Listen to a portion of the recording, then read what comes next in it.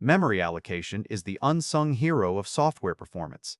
It happens in the background of every single application you interact with, yet most engineers treat it as a static background process.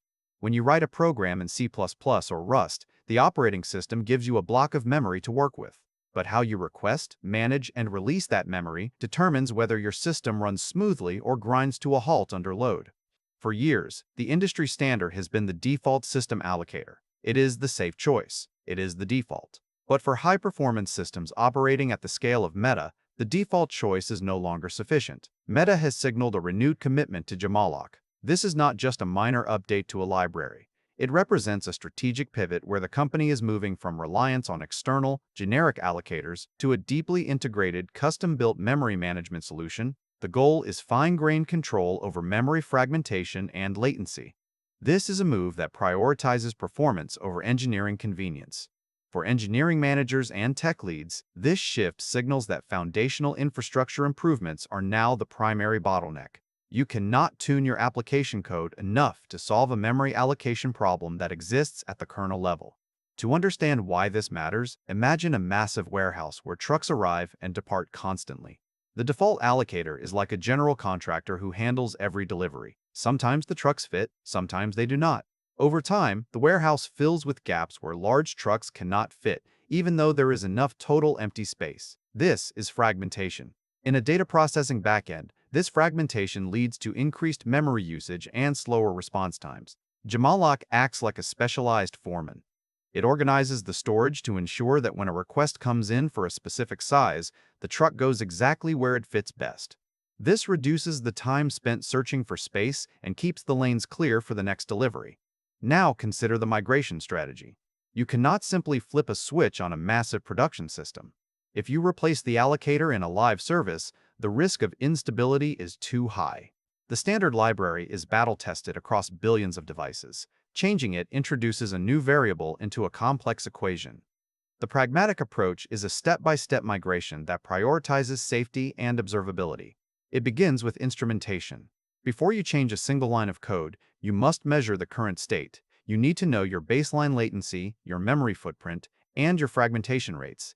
You need to establish what normal looks like so you can detect when something goes wrong. Once you have your metrics, you move to a shadow mode deployment. This means running your application with the new allocator alongside the old one. You route a small percentage of traffic to the new path.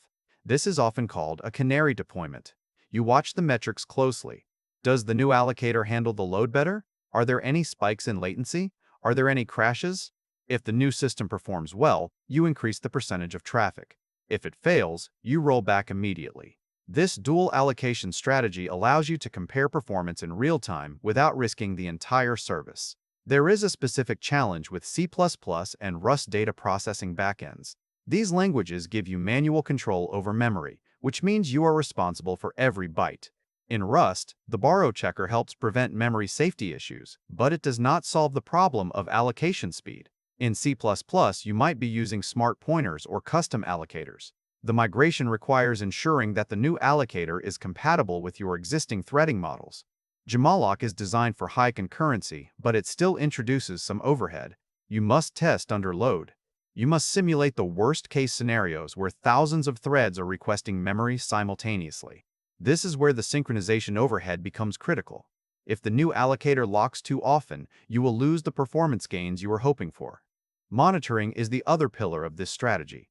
You need to set up alerts that trigger if memory usage spikes or if allocation latency exceeds a threshold.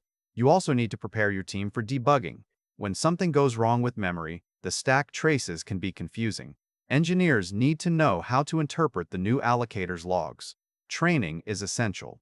Your team needs to understand that memory management is now a first-class citizen in your architecture. It is not just a library configuration. It is a core part of your system design.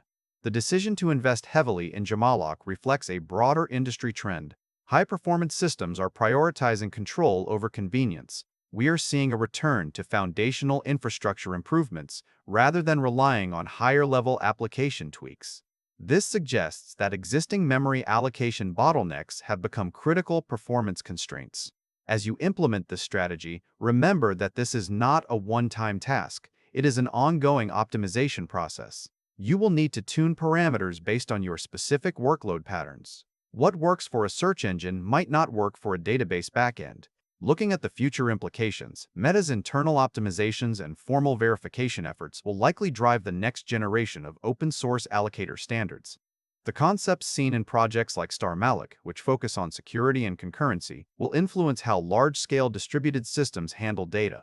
This renewed focus indicates that the one-size-fits-all standard library allocator is insufficient for massive-scale multi-threaded applications.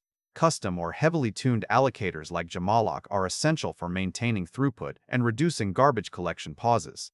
For the engineering leaders listening, the actionable takeaway is clear. Do not wait for the default to fail you. If you are running massive-scale systems, you must own your memory management. Start with the instrumentation, move to shadow mode, monitor relentlessly, and prepare your team for the new reality where memory allocation is a strategic priority. The cost of switching is high, but the cost of staying with an inefficient allocator is higher. By taking control of the foundation, you ensure that your applications can scale without hitting invisible walls. This is how you build systems that are not just fast today, but fast enough for tomorrow. Thanks for watching all the way to the end. I am a one-person team working hard to make each video better than the last. Subscribe if you found value. It is the best way to show support. Drop a comment with your biggest takeaway. See you in the next video.